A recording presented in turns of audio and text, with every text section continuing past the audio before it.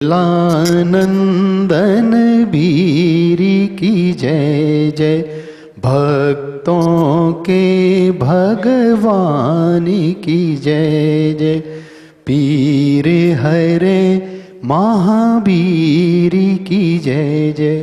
जय बोलो देवाय देव महावीर भगवान की, संत शिरोमणि गुरुदेव विद्यासागर जी महाराज की, परम पूज्य मुनि श्री प्रमाण सागर जी महाराज की, परम पूज्य मुनि श्री ब्राट सागर जी महाराज की। जिनवाणी और पारस चैनल पर बैठे दर्शकों के साथ साथ मैं आप सबका भी अभिनंदन करता हूं, स्वागत करता हूं, जय जिनेन्द्र करता हूं। जो व्रती विराजमान है उनको वंदना करता हूं। हम उस भूमि पर बैठे हैं जो भगवान महावीर की भूमि है, और वास्तव में ये महावीर जी भगवान महावीर की भूमि है, क्योंकि यहां के कण कण में और यहां की जन जन में महावीर बसते हैं। भगवान महावीर ने अहिंसा की धरती पर खड़े होकर जियो और जीने दो का संदेश दिया। कल मकर संक्रांति है। पूज्य मुनि श्री प्रमाण सागर जी महाराज ने एक दिन नसिया में प्रवचन में कहा था कि पतंग की डोर उड़ाने वाले के हाथ में है तब तक ही पतंग आकाश में लहराती है, अतः अपनी जीवन की डोर को देव शास्त्र गुरु के हाथ में रखो।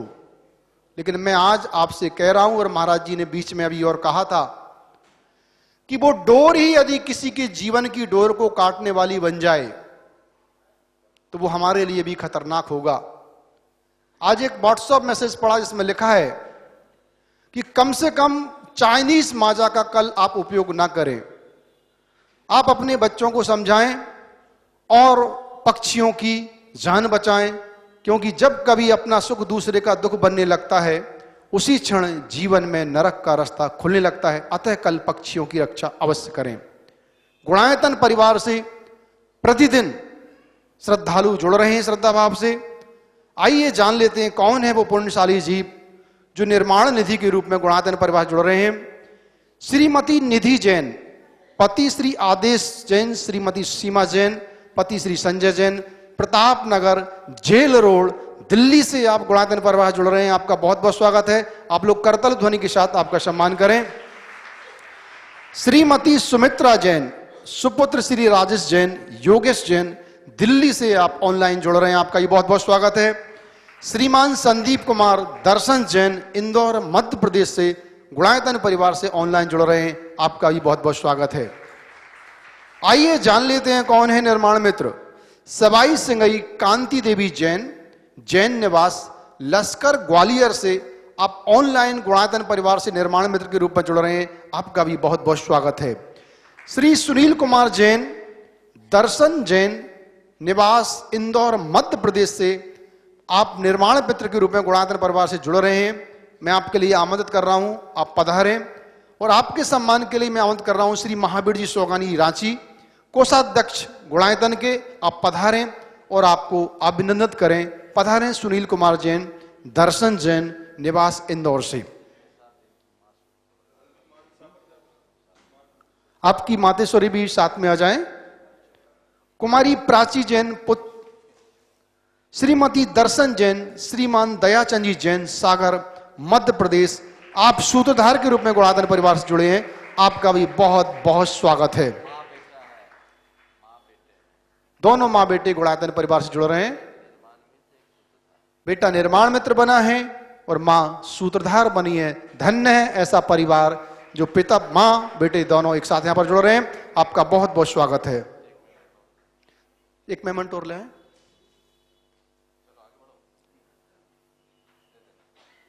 सूत्रधार के रूप में कुमारी प्राची जैन, पुत्री श्री मनोज कांसलीवाल जैन, सदर बाजार बूंदी राजस्थान से आप सूत्रधार के रूप में जुड़ रहे हैं।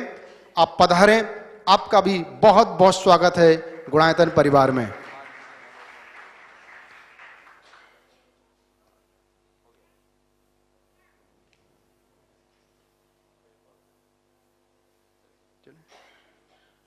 चलें, संकट समाधान के लिए मैं जिस क्रम से नाम पुकार रहा हूं आप कृपया कर पधारें।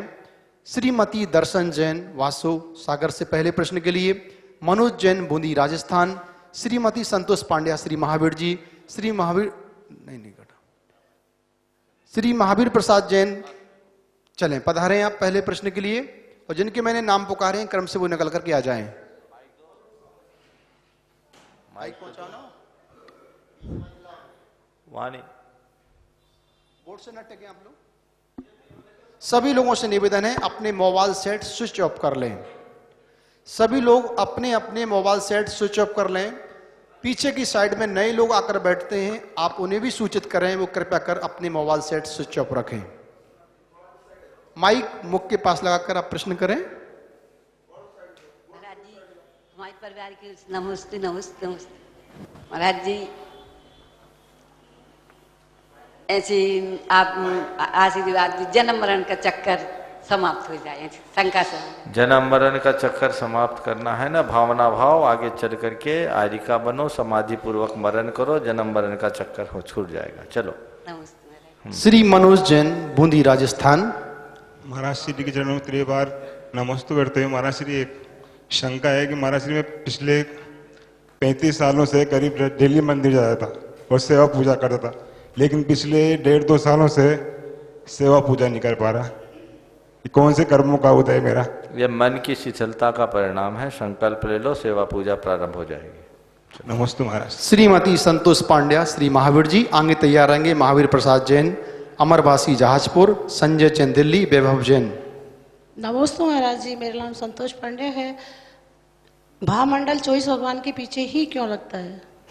24 भगवान के पीछे तीर्थंकरों के ही प्रातिहार्य होते हैं, सबके प्रातिहार्य नहीं होते हैं। तो तीर्थंकरों या अरहंतों के प्रातिहार्य होते हैं, इसलिए अरहंत प्रतिमा के पीछे भामंडल लगाया जाता है। नमस्ते।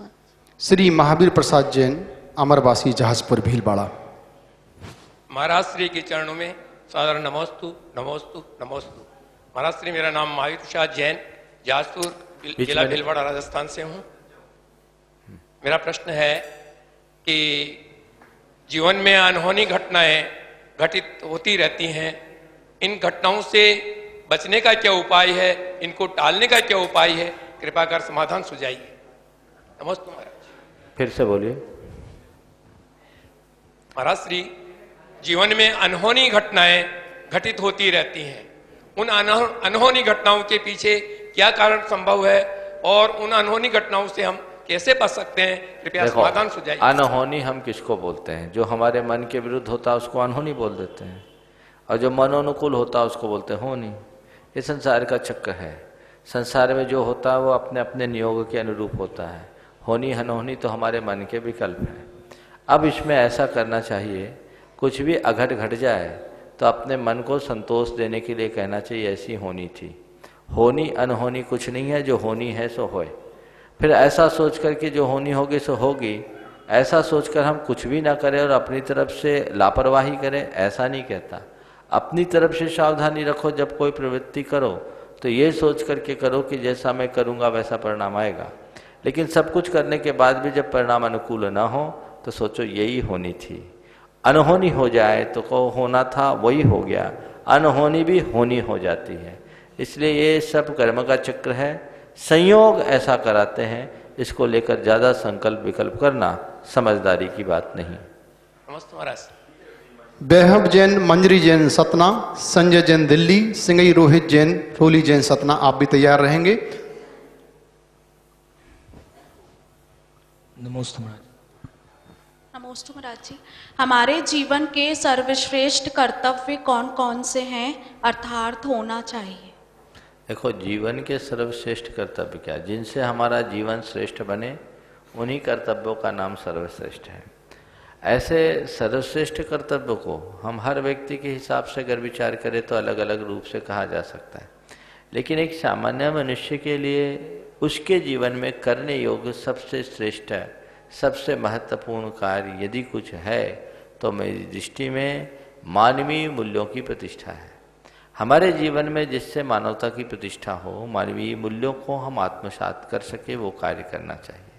हमारा जीवन कर्तव्य पारायण बने, दया, करुणा, प्रेम और आत्मीयता से भरे। हम एक दूसरे की सेवा और सत्कार करें।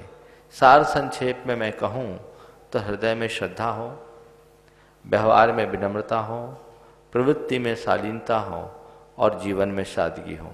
यदि मनुष्य ने इन सब चारों चीज़ों को अपने जीवन में समाहित कर लिया, मान करके चलना, उसने अपने जीवन को बहुत सुंदर बना लिया। नमस्ते महाराज। संजय जैन दिल्ली, आगे तैयार रहेंगे वैभव जैन, मंजरी जैन सतना, संगे रोहित जैन, रोली जैन सतना। महाराज श्री के चरणों में वंदना। महाराज श्री, इस संसार में रहते हुए और अपने पारिवारिक या सामाजिक दायित्वों को निभाते हुए कई बार ऐसा महसूस होता है कि हम ज़्यादा ही अपेक्षाएं करने लग गए हैं संसार से, परिवार से, मित्रों से, संबंधियों से, और वो अपेक्षाएं दुखों का कारण बनती है, जिससे मन और मस्तिष्क मलिन रहता है और व्यथित रहता है। इससे हो सकता है कुछ लोग कम संवेदनशील हों, कुछ ज़्यादा हों, मैं शायद ज़्यादा हूँ, और मुझे छोटी छोटी बातें भी परेशान करती हैं। इससे कैसे निकल सकता हूँ, मार्गदर्शन करें। ये जहाँ अपेक्षा होती है वहाँ उपेक्षा होती है, और उपेक्षा होती है तो तकलीफ होती है। अपेक्षाओं को कम करें, उसके लिए मैं आपको 4 सूत्र देता हूँ। सबसे पहले आप अपने दिल दिमाग में एक बात को बैठाएं कि हर प्राणी अपने अपने अच्छे बुरे कर्मों के अनुरूप ही फल भोगता है। नंबर 1, स्वयं किए जो कर्म शुभाशुभ, क्या बोलते हैं इसको आगे, फल निश्चय ही वे देते हैं। आप लोग पढ़ते हैं, स्वयं कृतम कर्म यदात्मना पुरा फलम तदीयम लभते शुभाशुभम परेण दत्तम यदि लभते स्फुटम स्वयं कृतम कर्म निरर्थकम तदा। तो ये चीज कर्म सिद्धांत पर अगर आपका प्रगाढ़ विश्वास होगा तो परमुखापेक्षिता कम होगी। नंबर 1। नंबर 2, आप ये सोचें कि हर जीव अकेला जन्म लेता है, अकेला मरता है, सब अकेले हैं, कोई किसी का नहीं है, कोई किसी का न शत्रु है न मित्र है। हमारे अपने अच्छे बुरे कर्म ही हमारे मित्र और शत्रु हैं, और संसार में हर जीव अकेला है, मैं अकेला, तुम अकेले, सब अकेले। अकेले आए हैं, अकेले जाएंगे, भीड़ में भी अकेले हैं। कहने को लगता है कि भीड़ है, लेकिन कोई किसी का नहीं है, हकीकत है। इस हकीकत को आत्मसात करो, कर्म के सिद्धांत पर विश्वास रखो, अपने आत्मा के एकत्व का अनुचिंतन करो, नित्य प्रति सोचो कि मैं अकेला हूं, संसार का हर व्यक्ति अकेला है, संसार की हर वस्तु अकेली है, कोई किसी का साथी नहीं है। और नंबर 3, साथी नहीं है ये बात तो ठीक, हर प्राणी का परिणमन स्वतंत्र है, साथ देता नहीं, ये बहुत उल्टी बात है, उथली बात है। साथ दे नहीं सकता, ये हकीकत है। बात समझ में आ रही है? थोड़ी गहराई की बात है। हर वस्तु का, हर व्यक्ति का परिणमन स्वतंत्र है। यदि इन 4 बिंदुओं पर पूरा सत्र आज चला जाएगा, लेकिन आपने जो मुद्दा छेड़ा है मैं उसको पूरी तरह से स्पष्ट करता हूं। भी आप पहले बिंदुओं को ध्यान में रखें। हर प्राणी अपने अपने कर्मों का फल भोगता है। नंबर 2, हर प्राणी अकेला है। नंबर 3, हर प्राणी का परिणमन स्वतंत्र है, हर वस्तु का परिणमन स्वतंत्र है। और नंबर 4, अपने आप को एक सूत्र डाल करके रखो, खुश रहो, खुश रखो। ये 4 बातें यदि आपने आत्मसात कर ली तो जो दुविधा आपने प्रकट की है वो खत्म हो जाएगी। मनुष्य के मन में उत्पन्न होने वाली दुविधा उसके अज्ञानता की परिणति है। जब मनुष्य इन जीवन के मूलभूत सिद्धांतों को भूल करके अपने मनोनुकूल प्रवृत्ति करना शुरू करता है और उसमें विफल होता है तो मन रोता है। जबकि ये सार्वभौमिक सार्वकालिक सत्य है, अपने कर्म का फल तुम्हें भोगना ही पड़ेगा। तुम भोगोगे अपना, सामने वाले भोगेगा अपना। तुम्हें लगता है कि आज मेरी कोई उपेक्षा कर रहा है, वो तो उपेक्षा में निमित्त है, वो उपेक्षा नहीं कर रहा है। तुम्हें उपेक्षित करने वाला है तुम्हारे भीतर का कर्म, नंबर 1। नंबर 2, ऐसा लगता है कि कोई मेरे साथ नहीं है। दुनिया में जब पैदा हुए थे तो कौन साथ था, और यहां से जाओगे तो कौन साथ होगा। और अच्छाई है कि साथ नहीं है। अगर साथ होते, थोड़ी देर के लिए कल्पना करो, जिस दिन पैदा होते उसी दिन दादा दादी, नाना नानी, बाप माँ, भाई बंधु सब एक साथ जन्मे होते तो कैसा संसार होता। और यदि एक साथ मरते तो कौन चाहेगा कि पूरा कुनबा उसके साथ चले जाए। कल्पना करो, ये व्यवस्था है। साथ दे नहीं सकता। तुम्हारे शरीर में दर्द हो, सामने वाला तुम्हें दवाई दे सकता है, तुम्हारे सिर को दबा सकता है, सहानुभूति के 2 शब्द बोल सकता है, पर क्या तुम्हारा दर्द बांट सकता है? हर वस्तु का परिणमन स्वतंत्र है, दूसरा केवल निमित्त हो सकता है। परिणति तो अपने अनुरूप होती है। लोग कहते हैं कि उसने मुझे गुस्सा दिला दिया, यह अज्ञान है। गुस्सा तो तुमने किया। हवा ने पानी में लहर उत्पन्न कर दी, ये स्थूल कथन है। यथार्थ तो यह है कि पानी खुद ने लहर पैदा की है, हवा केवल निमित्त बनी है। सामने वाला निमित्त बना, तुमने गुस्सा कर लिया। यदि उस निमित्त को अनदेखा करते तो तुम गुस्से से बच भी सकते थे। वस्तु के स्वतंत्र परिणमन को स्वीकार करो। होता स्वयं जगत परिणाम, मैं जग का करता क्या काम। ये 3 बातें सिद्धांततः है, और चौथी बात व्यवहारतः। बस हमें खुश रहना है, खुश रखने की कोशिश करना है। सबके बीच रहते हुए भी स्वयं में रमे रहने की प्रवृत्ति अपना करके चलना है। जीवन में कभी हताशा निराशा के परिणाम उत्पन्न नहीं होंगे, और मन कभी विषाद मग्न नहीं होगा। धन्यवाद। समाधान के इस बढ़ते हुए अमृत को प्राप्त करने के लिए मैं आमंत्रित कर रहा हूं सिंगई रोहित जैन, रोली जैन, सतना, मध्य प्रदेश। आगे तैयार रहेंगे आराध्य जैन, सतना, प्रवीण वैद्य, सतना, राहुल जैन, सतना। नमोस्तु महाराज जी। महाराज जी, मेरे मन में एक बहुत दिन से शंका ये है कि हम लोग जब पूजा अभिषेक आदि करते हैं, इसके बाद मंत्र जाप करते हैं। मंत्र जाप के उच्चारण में कई लोग अपने व्यवस्था अनुरूप उसमें शब्द जोड़ लेते हैं। बड़े बाबा में कोई अरहम नमो नमः स्वाहा बोलता है, कोई अरहम नमः स्वाहा बोलता है, कोई चमत्कारी चंद्र प्रभु। तो देखो, ऐसा है कि मंत्र जाप अनुष्ठान कभी भी करना है तो पंच परमेष्ठी वाचक मंत्रों को तो आप कभी भी पढ़ सकते हो। अन्य मंत्रों को आप गुरुओं के अनुशंसा के अनुसार ही पढ़ें। अपने तरफ से न तो मंत्र में एक भी अक्षर जोड़े न घटाए। चलिए आगे पूछो। नमस्ते महाराज जी, मेरा प्रश्न है, यदि किसी को निधत्ति निकाचित कर्म का बंध हो जाए तो उससे छूटने का क्या उपाय है? देखो, निधत्ति और निकाचित पन्ना वैसे तो शुक्ल ध्यान की विशुद्धि से छूटता है, लेकिन संसार में निधत्ति और निकाचित पने का कुछ अंश भगवान की भक्ति से छूटता है। इसलिए खूब भगवान की भक्ति करो।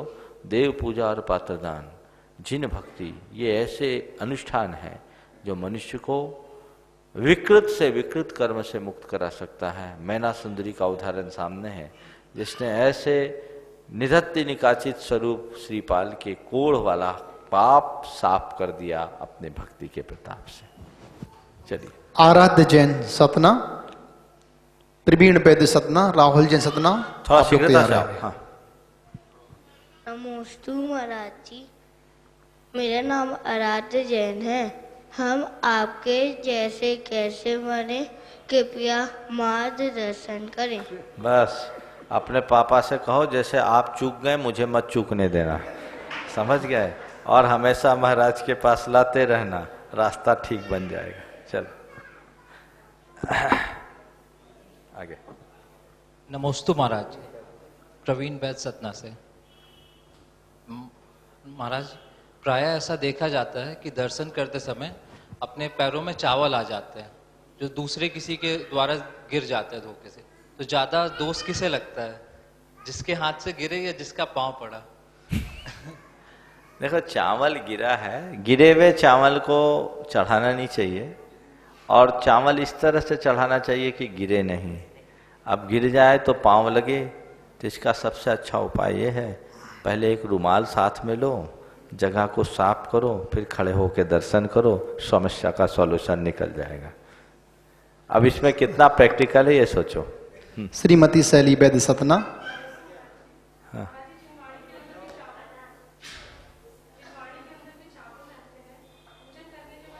माइक पास में लगाएं।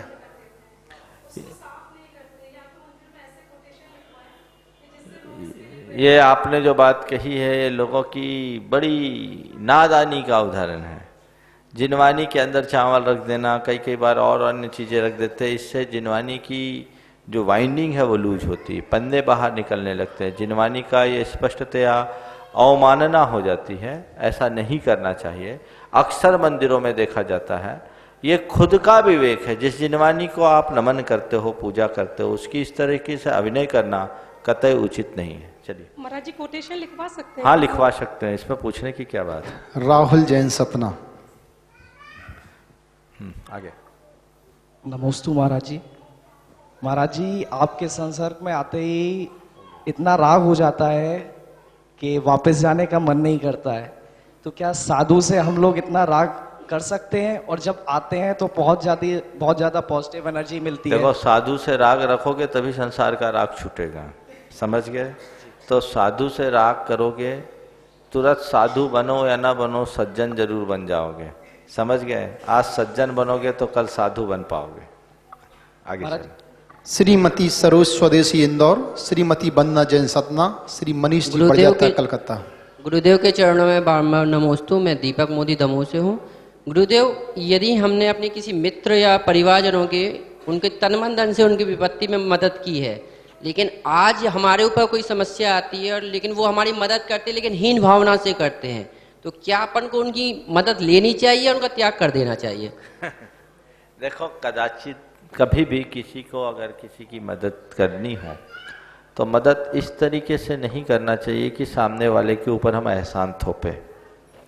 और कभी किसी ने किसी की मदद की है तो उसे जीवन पर्यंत याद रखना चाहिए, नहीं भूलना चाहिए, भूलना नहीं चाहिए। तो अपने जीवन को उसी तरीके से व्यवस्थित करके चलना चाहिए। अब अगर आपको तिरस्कृत करके कोई दे रहा है और उसमें अपना आत्मसम्मान खंडित होता सा दिख रहा है, तो आपको चाहिए कि आप विनम्रता पूर्वक उन्हें ना कर दें और अपना रास्ता प्रशस्त कर लें। तो महाराज जी, क्या भविष्य में अपन को उनका साथ छोड़ देना चाहिए क्या? अब मैं इसके लिए क्या कहूँ, आप देखो सामने वाला आपके साथ कैसा व्यवहार कर रहा है। साथ छोड़ना या न छोड़ना अलग चीज़ है, लेकिन लेन देन का व्यवहार तो तभी करना चाहिए जब वो अपने अनुकूल हो। श्रीमती सरोज स्वदेशी इंदौर मध्य प्रदेश। आगे तैयार रहेंगे मनीष बड़जात्या कोलकाता, राइस गंगवाल कलकत्ता, मनीष जैन दिल्ली, अंजू जैन दिल्ली। नमोस्तु नमोस्तु नमोस्तु। महाराज श्री, मेरा प्रश्न है, सम्यक दृष्टि और मिथ्या दृष्टि जीव हम कैसे प्राप्त करें? सम्यक प्राप्त कैसे करें? सम्यक दर्शन की प्राप्ति के लिए खूब स्वाध्याय करो, गुरुओं का समागम करो, तत्व का चिंतन करो, यही सम्यक की उपलब्धि के निमित्त है। आगे। मनीष बड़जात्या कोलकाता, राइस गंगवाल कोलकाता, मनोज जैन दिल्ली, मुखर जैन मनु दिल्ली। तैयार रहे। आगे चलो। हाँ,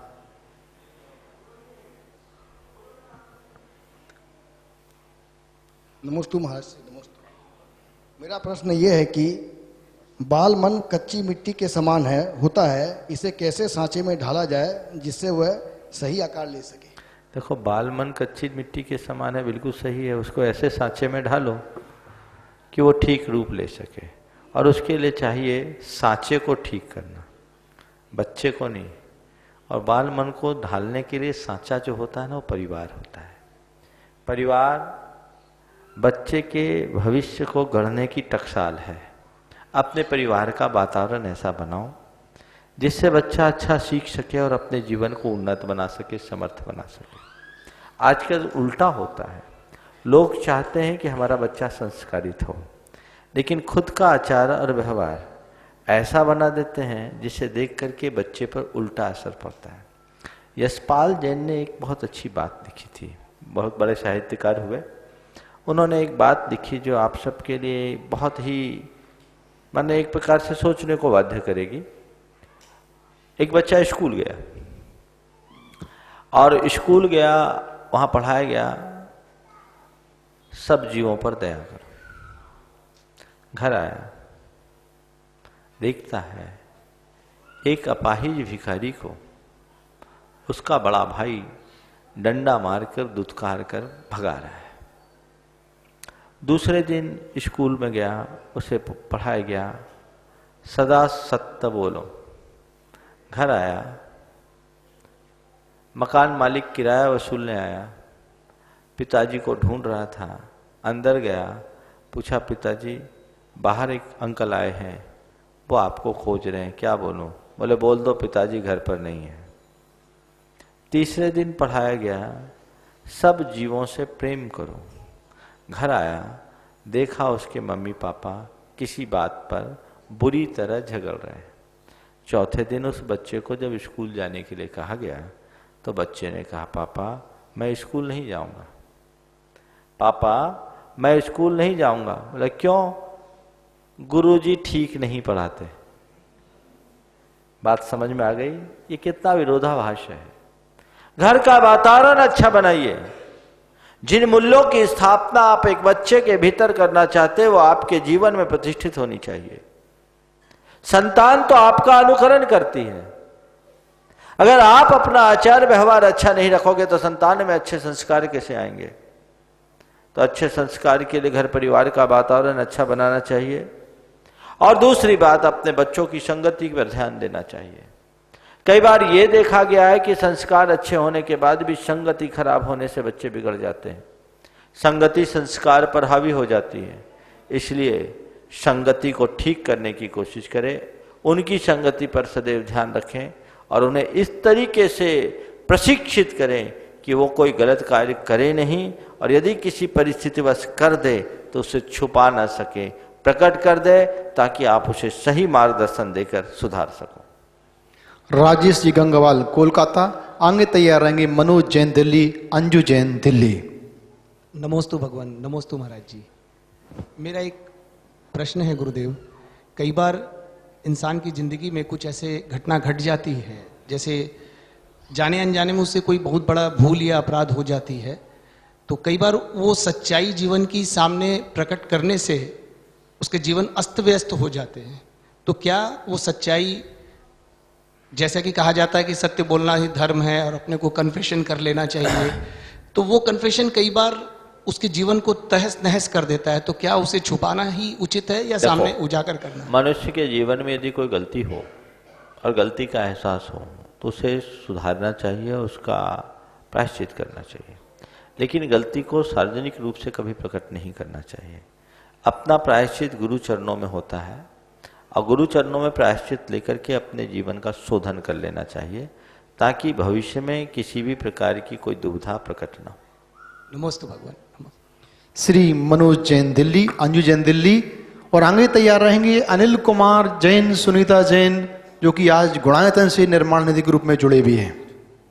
नमोस्तु गुरुदेव। गुरुदेव मैं ये पूछना चाह रहा हूँ कि दिल्ली जैसे बड़े शहरों में प्रायः सभी मंदिरों में जो है पानी अभिषेक के लिए जो जल है वो बोरिंग का यूज़ किया जाता है। मैं भी शायद जिस मंदिर में जाता हूँ वहाँ पर भी बोरिंग का ही जल यूज़ किया जाता है। तो महाराज जी, जैसे आप पहले बताया हुआ है कि अभिषेक का जल जो है बेसिकली या तो कुएं का होना चाहिए या जो आजकल अहिंसा जीवाणी उस तरह से होना चाहिए, तो हम जो क्रिया कर रहे हैं बेसिकली कहीं ऐसा तो नहीं कि हम उस क्रिया को करते हुए भी पाप का बंद कर रहे हों ज़्यादा? देखो, भगवान के अभिषेक को शुद्ध जल से करो। अगर आप पूजन की द्रव्य सामग्री और अभिषेक भी शुद्ध जल से नहीं कर पा रहे हैं तो ये असाधना है, दोषप्रद है, ये प्रमाद है। अब इसका कोई सॉल्यूशन ढूंढना चाहिए।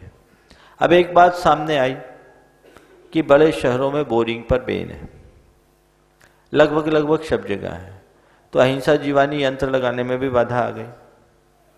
तो उसका भी सॉल्यूशन है, 4 इंच की बोरिंग में कभी भी बैन नहीं है। आजकल 4 इंच की बोरिंग में 2.5 इंच की बाल्टी जाती है, आप अहिंसा जीवानी यंत्र का प्रयोग कर सकते हैं। लेकिन अभी इस चातुर्मास में एक विशेष बात मेरे ध्यान में आई और वो बहुत प्रैक्टिकल है। वो है वर्षा के जल का संग्रह। हर मंदिर में एक टांका बनना चाहिए,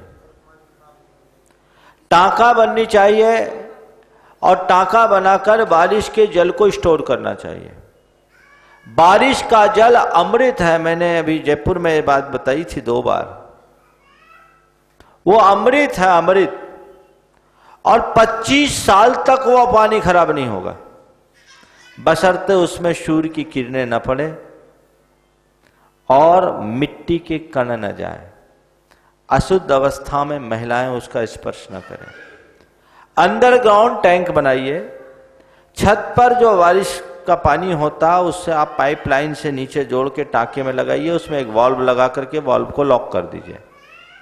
पहली बारिश का पानी बहा दीजिए, उसके बाद छत को साफ रखिए, जूते चप्पल से कोई न जाए।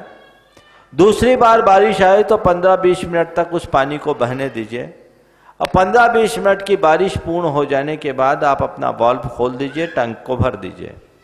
एक बार आपने टांके को भर लिया तो वो पानी कभी खराब नहीं होगा। वो डिस्टिल वाटर है, उसका डिस्टिलाइजेशन सूरज ने किया है। हमारे सामने शंका समाधान जो लोग घरों में देखते हैं, उन्होंने टीवी पे देखा भी होगा, एक सज्जन ने प्रयोग करके दिखाया, इलेक्ट्रोलाइजर लगाया बारिश के पानी में और बोरिंग के पानी में। बोरिंग का पानी गर्म हो गया, लाल हो गया, और बारिश का पानी ज्यों का त्यों रहा, उसका वो गर्म भी नहीं हुआ। तो बारिश का पानी अमृत है। बारिश के पानी से आप अभिषेक करोगे, श्री जी की प्रतिमा में भी कोई असर नहीं पड़ेगा। बारिश का पानी ही पीजिए। आप लोग जो मिनरल वाटर पीते हैं ना, अभी मेरे पास अगले हफ्ते एक प्रेजेंटेशन लेकर के आने वाले केमिस्ट्री का एक पूरा का पूरा आर्टिकल आया। ये मिनरल वाटर जहर है, क्योंकि मिनरल वाटर जिस चेन में चलती है, खुले आसमान के नीचे रखे रहती है, धूप में उसकी बोतलें पड़ी रहती हैं। प्लास्टिक में रहने के कारण उसमें विकृतियां आती है और उसमें प्रिजर्वेटिव भी डाले जाते हैं जो शरीर में एक प्रकार का जहर का काम करता है। बारिश का पानी सबसे अमृत है, इसे प्रोत्साहित करना चाहिए। लोगों को अपने अपने घरों में टांके बनाना चाहिए अपने सेहत की सुरक्षा के लिए। हमारे संघ में नियम सागर जी महाराज की तबीयत खराब रहती थी। इस बार उनका एलोरा चातुर्मास हुआ और पूरे चातुर्मास श्रावकों ने उन्हें बारिश का पानी पिलाया। उनकी तबीयत 15 दिन में ठीक हो गई, अभी वो बहुत अच्छे हैं। और वहीं के लोगों ने मुझे बारिश के पानी के बारे में बताया। राजस्थान में नागौर, सुजानगढ़, लाडनू, बीकानेर वगैरह इलाकों में हर घर में आज भी टांके हैं। तो व्यवस्थित तरीके से टांके बना ले ताकि उसमें किसी भी तरह का सीवरेज का पानी ना आए। तो ये बहुत अच्छा कार्य है, सरकार भी इसको प्रोत्साहित करेगी, इको फ्रेंडली है। आपके यहाँ मंदिर में अगर डेली 20 लीटर पानी अभिषेक पूजन के लिए लगता है तो आप 10,000 20,000 लीटर का आप टैंक बना लीजिए। अंडरग्राउंड टैंक, उतना पानी तो उससे ज़्यादा गिरता है, जितना मैक्सिमम कैपेसिटी का आप बना सकते हैं आप बना करके रखिए। मंदिर की भी व्यवस्था होगी। जो व्रती लोग अपने व्रत का पालन करना चाहते हैं उनके व्रतों का अनुपालन हो जाएगा, उसी में जीवानी कर लीजिए। और ये पानी आपको कहीं 10 दिन 8 दिन के लिए किसी ट्रिप में जाना है तो अपने साथ भी ले जा सकते हैं, आके जीवानी डाल दीजिए। वर्षा का जल प्राशुक होता है।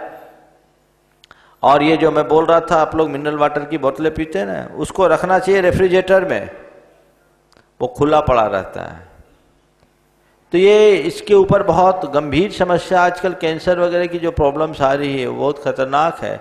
एक डॉक्टर ने मुझसे कहा है कि महाराज मैं एक प्रेजेंटेशन आपके सामने समाज के बीच रखना चाहता हूँ, उसमें बारिश के पानी के विषय में भी, आप लोग जो आरओ का पानी पीते उसके विषय में भी, आज का पानी कितना आर्सेनिक हो गया है और कैंसर की ट्रेन कैसे चलती है, ये सारी चीज़ें हैं जो आजकल इस तरह की बीमारियाँ बहुत तेज़ी से लोगों को ग्रसित कर रही है। उस पर बहुत गंभीरता से विचार करके लोगों को ध्यान देना चाहिए।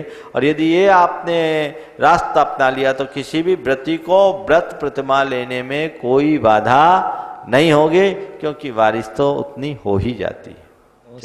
मुखुर जैन मन्नू दिल्ली, और आगे तैयार रहेंगे अनिल जैन इंदौर जो आज निर्माण निधि ग्रुप में जुड़े हैं, पधारे।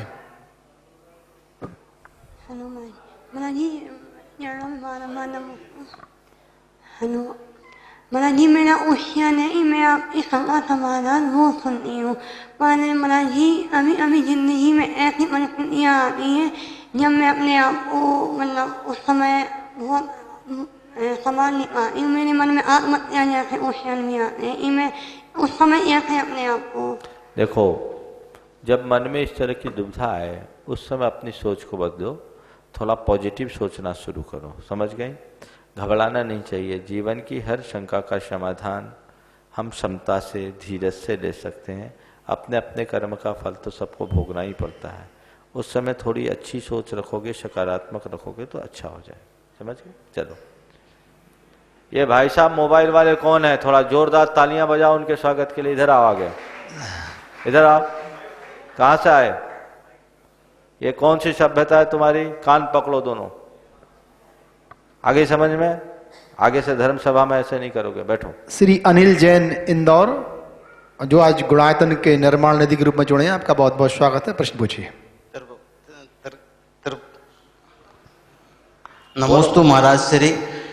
महाराज श्री, मेरा प्रश्न ये है कि मुझे जो है, जैसे एक नगर में अगर 6 मंदिर हैं या 10 मंदिर जी हैं, किसी मंदिर की आमदनी बहुत अच्छी होती है, उसकी व्यवस्थाएं, उसकी सुंदरता या उसकी सारी बहुत अच्छी होती है। कई मंदिर, 2-3-4 मंदिर ऐसे होते हैं जो बहुत जीर्ण शीर्ण हालत में होते हैं, और जो ज़्यादा अर्निंग वाले मंदिर हैं उनके व्यवस्थापक अपने आप को जो है वो उसका बिल्कुल वो मान के चलते हैं कि साहब हम इसके मालिक हैं। यदि वो दूसरे मंदिर को वहां से अगर हेल्प मिले तो हमारे सारे जनालय जो है एक आपने एक बहुत ज्वलंत विषय पर ध्यान आकृष्ट किया है। ये बात सही है। हमारे भगवान अपरिग्रह हैं, अपरिग्रही हैं, पर उनकी व्यवस्था संभालने वालों ने परिग्रह को ही अपना धर्म मान लिया।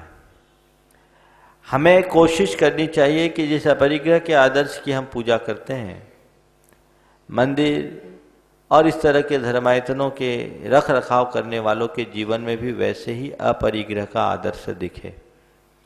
आजकल की कमेटियों की उपलब्धि के रूप में पूछा जाता है तो वो कहते हैं हमारे लिए जब चार्ज लिए तो 50,000 था, हमने 50 लाख कर दिया। तो क्या भगवान के बाल बच्चों के लिए व्यवस्था बनाई है? क्या है ये? किस लिए? ये उपलब्धि नहीं है। तुम्हारा कर्तव्य है कि जिस मंदिर का रख रखाव कर रहे हो उस मंदिर की सुरक्षा हो, उसकी पूजा की व्यवस्था बने, प्रक्षाल की व्यवस्था बने, उपकरण अच्छे हो, वहां की पवित्रता कायम हो और लोगों को धर्म ध्यान में अनुकूलता बने। और इसके बाद यदि पैसा सरप्लस हो तो उसका बैंक बैलेंस बढ़ाने की जगह उस पैसे को ऐसी जगह लगाओ जहां आज पैसे की जरूरत है। मंदिर तुम्हारा और उसका हो सकता, भगवान तो एक ही है और जिसके भगवान है उसी का मंदिर है, ऐसा सोच करके चलना चाहिए। यदि तुम्हारी भगवान पर निष्ठा होगी तो तुम अपने द्रव्य का सदुपयोग जरूर करोगे। और यदि केवल एक मंदिर से बंधे हो तो समझ लेना ये अपनी जमात से बंधे हो, धर्म से नहीं बंधे हो। लोग अपने अपने मंदिरों में जुड़ने के बाद संस्थावादी मनोवृत्ति के हो जाते हैं। मैं एक स्थान पर था, दीवार से सटी दीवार, 2 मंदिर, एक मंदिर पंचायती मंदिर था और एक मंदिर व्यक्तिगत मंदिर था। पंचायती मंदिर के प्रति समाज का रुझान ज्यादा था, मंदिर भी थोड़ा बड़ा था, लोग आते जाते थे, आमदनी भी थी। व्यक्तिगत मंदिर जिन्होंने बनाया था, करीब 150 साल पुराना मंदिर था, उनके वंशजों की आर्थिक स्थिति अच्छी नहीं थी और मंदिर की स्थिति जीर्ण शीर्ण थी। मैंने देखा तो मुझे अच्छा नहीं लगा। मैंने कहा भैया ये मंदिर की स्थिति जीर्ण शीर्ण है, दोनों गड़बड़ हो गए। मैंने समाज वालों से कहा कि भैया तुम्हारे मंदिर में आमदनी है, कुछ रुपया इस मंदिर में लगा करके इसको ठीक कर दो, देखो ये श्री जी का दरबार अच्छा नहीं लगता। तो कहे मंदिर पंचायत को सौंप दे तब हम करेंगे। पहला जवाब तो ये मिला, मंदिर पंचायत को सौंपे तब हम करेंगे। फिर हमने उन लोगों से बात किया जिनके हाथ में मंदिर थे। हम बोले भैया तुम जब नहीं संभाल पा रहे हो, तुम्हारी जागीर थोड़ी, तुम्हारे बाप दादाओं ने बनाया, अब इस मंदिर को तुम समाज को दे दो। कल किसने देखा? बोले हम काय को दें, हमारे बाप दादों की धरोहर है, हम भगवान को मंदिर को कोई को नहीं देंगे, हम मर जाएंगे पर मंदिर नहीं देंगे। ये दोनों अतियां हैं, दोनों अतियां हैं। वो मंदिर न मानकर बाप दादाओं की धरोहर मान लिया और इनने मंदिर को भगवान का मंदिर न मान करके पंचायत की जागीर बना ली। ये दोनों प्रकार की मानसिकता अधार्मिक है। चित्त में ऐसी मानसिकता को कतई हावी मत होने देना, ये महा अनर्थ है, पाप है। इनसे अपने आप को बचाओ। अगर है सरप्लस है तो उदारता पूर्वक आगे लाओ। और आजकल बहुत सारे लोग ऐसा करने भी लगे हैं। कई जगह के लोग हैं जो अपने मंदिर का सरप्लस पैसा जब वहां उनको जरूरत नहीं होता तो दूसरी जगह देते हैं। मैं तो कहता हूं तुम सोना मड़ दो, तुम्हारे मंदिर में जितनी जरूरत है वो लगा दो, लेकिन जब सरप्लस है तो उसको यूटिलाइज करो। उसे एक जगह रोक करके रखना एक प्रकार का पाप है, क्योंकि जिसने मंदिर में गुल्लक में पैसा डाला, दान डाला, वो तुम्हें बैंक में रखने के लिए नहीं दिया, वो तुम्हें एफडी कराने के लिए नहीं दिया। और अक्सर आजकल तो कुछ चक्कर ऐसा है कि मंदिरों का पैसा एफडी और बैंक में कम रहता, हुंडियों में ज्यादा चलता है। और उसको चलाने वाले भी समाज के मुखिया ही होते हैं। 12 आना में मंदिर से लेते हैं, 1.25 रुपये हम बाजार में चलाते हैं और 7 जन्म की दरिद्रता को आमंत्रित कर लेते हैं। भगवान के निर्माल्य से पैसा कमाते हैं। ये गंदी प्रवृत्ति है, उसको ठीक ढंग से उपयोग करना चाहिए और समाज में एक पहल होनी चाहिए। ये अगर शुरुआत हो जाए, मैं समझता हूं हमारे देश के हर मंदिर और हर तीर्थ की खुशहाली, हर तीर्थ अपने आप में चमक जाएंगे और लोगों का धर्म ध्यान भी पुष्ट होगा, समाज की भी उन्नति होगी। मुखर जैन, दिल्ली। नमस्ते महाराज जी, मेरा ये प्रश्न है कि जैसे हम किसी व्यक्ति से झगड़ा कर लेते हैं और उससे अगर माफ़ी भी मांग लेते हैं तो संदेहवश वो व्यक्ति हमें माफ़ नहीं करता किसी वजह से, तो हमें एक तरफा वैर का दोष तो लगेगा ही। उस केस में हमें क्या करना चाहिए? देखो, हम माफ़ी मांगे ये हमारे हाथ में है, सामने वाला माफ़ करे वो उसकी मानसिकता है। कोशिश करनी चाहिए कि उसके मन का भी बैर दूर हो जाए, लेकिन नहीं हो तो अब हम क्या कर सकते, उसके प्रति न्यूट्रल हो जाए। कई बार एक तरफा बैर चलता है। पार्श्वनाथ भगवान के चरित्र को देखो, 10 भाव तक एक तरफा बैर चलता रहा। आगे महाराज जी, ऑनलाइन प्रश्न प्रमाणिक ऐप पर श्रीमती सुशीला जी पाटनी, धर्म श्राविका, किशनगढ़ राजस्थान से पूछती हैं, हम कोई पूजा या स्तोत्र आदि पढ़ते हैं मगर उनका अर्थ नहीं आता है तो उसके पढ़ने का कितना पुण्य लगता है? देखो, पूजन स्तोत्र आदि को अर्थ सहित पढ़ना अच्छा है, पर पूजन स्तोत्र यदि अर्थ सहित नहीं पढ़ते तो उसका अर्थ निरर्थक है, ऐसा नहीं है। क्योंकि ये जितने भी स्तोत्र, खासकर स्तोत्र, वो स्तोत्र, जैसे मैं भक्तामर स्तोत्र की बात करूं, भक्तामर स्तोत्र केवल एक स्तोत्र नहीं है, एक स्तुति नहीं है, वो अपने आप में मंत्र है। तो मंत्र के उच्चारण में केवल श्रद्धा की महत्ता होती है, उसके अर्थ की नहीं। यदि आपने श्रद्धा सहित ठीक ढंग से पढ़ा हो तो अर्थ न जानने पर भी आपको वो लाभ मिल सकता है जो अर्थ जानने वाले भी न पा सके। इसलिए जब भी ऐसे कोई प्रसंग आए तो इनको मनोयोग से पढ़ें, पढ़ने में एकाग्रता रखें। चित्त को बांट करके पढ़ेंगे तो आप कभी भी उसका लाभ नहीं लेंगे। विखंडित चित्त से अगर कोई धर्मानुष्ठान करते हैं तो उसका लाभ ठीक नहीं मिलता, और एकाग्र चित्त से यदि आप कोई क्रिया करते हैं तो उसका लाभ पूरा मिलता है। इसलिए एकाग्र चित्त होकर के करें, यथा संभव अर्थ को भी सीखने का प्रयास करें। रौनक कटारिया अहमदाबाद से पूछते हैं, महाराज जी, कोई विद्यार्थी बायोलॉजी विषय से अध्ययन करता है तो उसमें वह जीव जंतुओं को चीरता फाड़ता है और बाद में उन्हें सिलता है, तो क्या उन्हें पाप लगता है? देखो, निश्चित पाप लगता है। किसी जीव को आप अपने प्रयोग के लिए चीर फाड़ कर रहे हैं और वो मर जाते हैं, तो ये तो एक प्रकार से पंचेंद्रिय जीवों की हत्या का पाप लगता है। जिस प्राणी को आप करते हैं पाप तो लगता ही है। और आज के युग में इसकी आवश्यकता भी नहीं है। अब तो मॉडल के माध्यम से डिसेक्शन सिखाया जाता है, कई राज्यों में ऐसा है। इसलिए हमारे जितने भी अहिंसा प्रेमी लोग हैं उन्हें चाहिए कि अपने विद्यालयों में, महाविद्यालयों में अपने शिक्षकों को, अभिभावकों की तरफ से कहा जाए, वहाँ के प्रशासन से ऐसा कहा जाए कि हम हमारे बच्चों को जो डिसेक्शन है वो कंप्यूटराइज मॉडल के माध्यम से कराया जाए। मेरे को जहाँ तक स्मरण है, हरियाणा के हाईकोर्ट ने इस तरह का कोई जजमेंट भी दिया, हरियाणा या पंजाब के कई राज्यों में इस तरह की व्यवस्थाएं भी हो गई है। तो यदि इस तरह से आज प्रचलन में काम हो जाए तो बहुत सारी दुविधाएं दूर हो सकती है और इस हिंसा से भी बचा जा सकता है। महाराज श्री NC जैन दिल्ली से पूछते हैं, प्रतिमा पर 3 छत्र ही क्यों चढ़ाते हैं तथा यह किस क्रम में चढ़ना चाहिए और छत्र शब्द का अर्थ क्या है?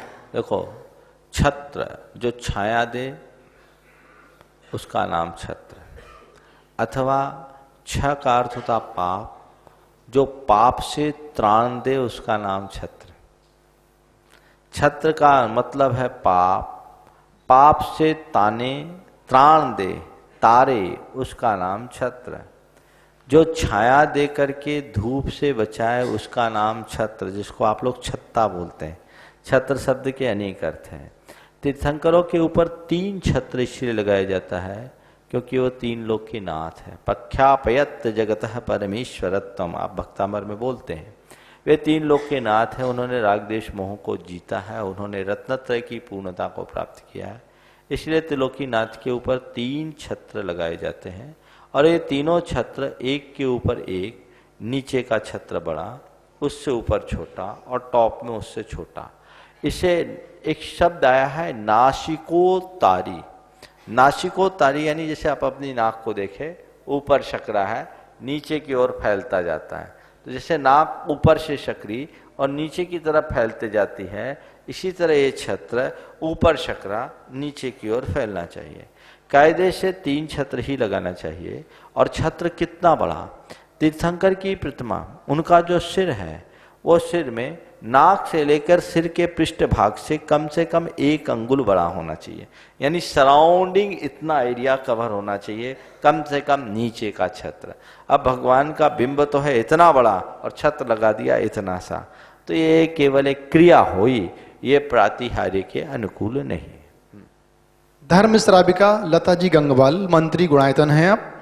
महाराज जी, दुख और कष्ट आते रहते हैं, प्रयास करने के बाद भी मुझे सफलता नहीं मिलती है। क्या महाराज श्री इसमें कर्म पर विश्वास करूं या अंदर जो विकार उठते हैं उस पर विश्वास करूं? कृपया समाधान करें। देखो, कर्म पर विश्वास करोगे तो दुख स्वीकार कर लोगे और दुख को स्वीकार करते ही दुख दूर हो जाएगा। और अपने विकारों पर विश्वास करोगे तो दुख हावी हो जाएगा, सारा जीवन दुखी बने रहोगे। इसलिए अपने जीवन को सुखी बनाना चाहते हो तो मन के विकारों का शमन करो, और मन के विकारों के शमन करने का सबसे अच्छा उपाय है कर्म सिद्धांत पर विश्वास करके उसकी शरण को स्वीकार करो। श्रीमती वंदना जैन सतना से कहती हैं, महाराज श्री शाश्वत नमोस्तु, प्रत्यक्ष में अनुभव किया व आज तक सुना आपके अंदर में प्राणी मात्र के लिए अनुकंपा, वात्सल, दया भावना सहित दिल धड़कता है। कहीं आप अनजाने ही तीर्थंकर प्रकृति का बंद तो नहीं कर रहे? हुंडा अर्षणी काल का एक आश्चर्य और हो सकता है, नहीं तो महावीर स्वामी सदस्य आपके गुरुवर का पादमूल तो है ही। कृपया आशीर्वाद दें। देखो, ये कहना आपने जो कुछ भी कहा है वो भक्तिवश का है, पर सिद्धांत विरुद्धवाद को कभी हम लोगों को मान्यता नहीं देना चाहिए। भक्ति स्तुति में कहो पर बहो मत, ये बहना अतिरेक है।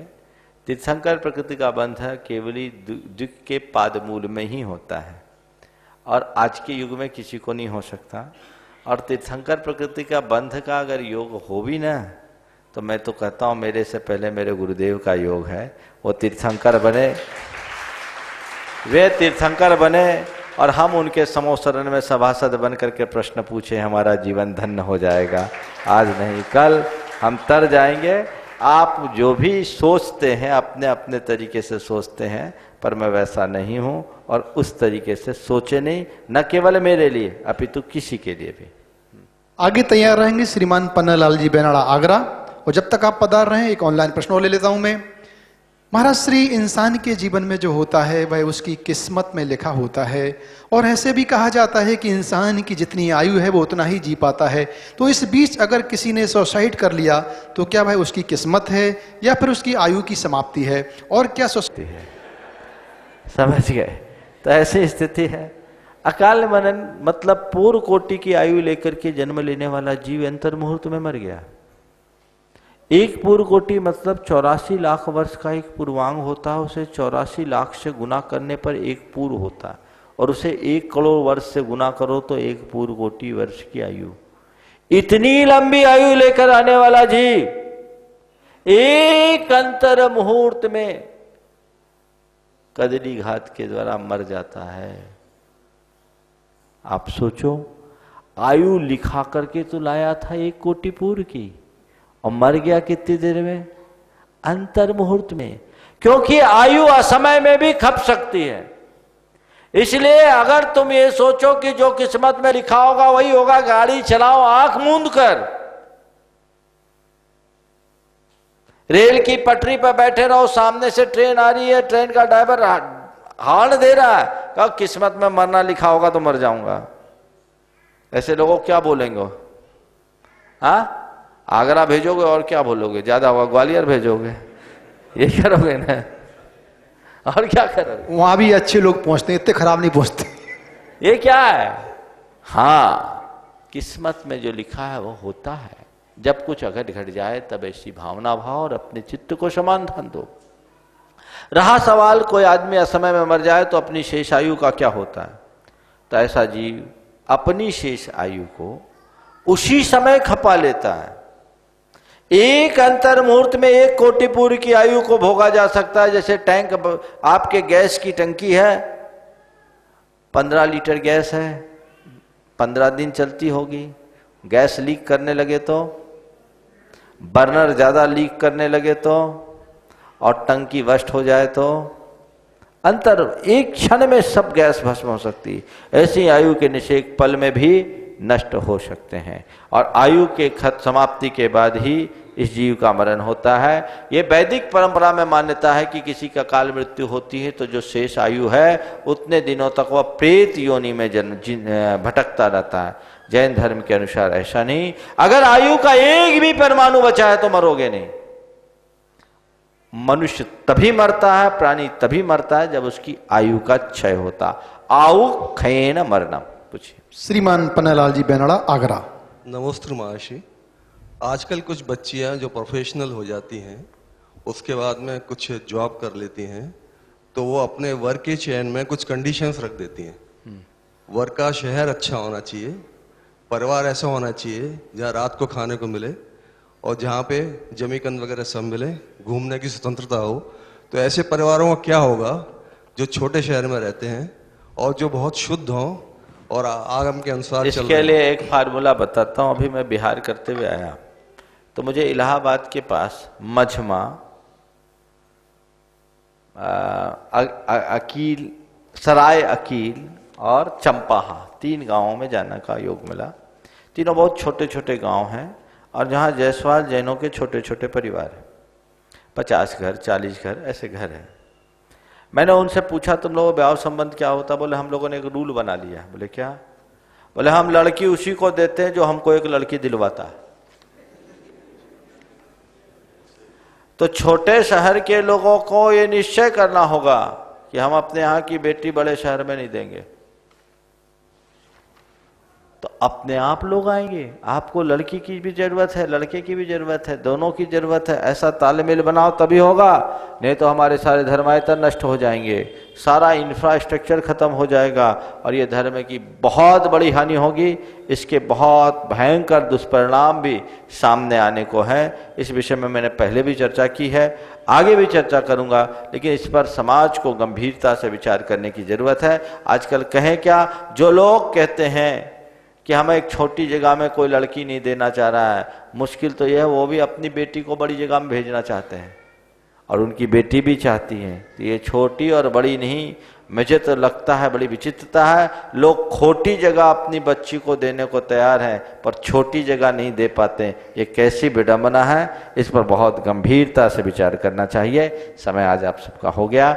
यहीं पर आज के सत्र को परम पूज्य गुरुदेव के चरणों में नमन अर्पित करते हुए विराम देता हूँ।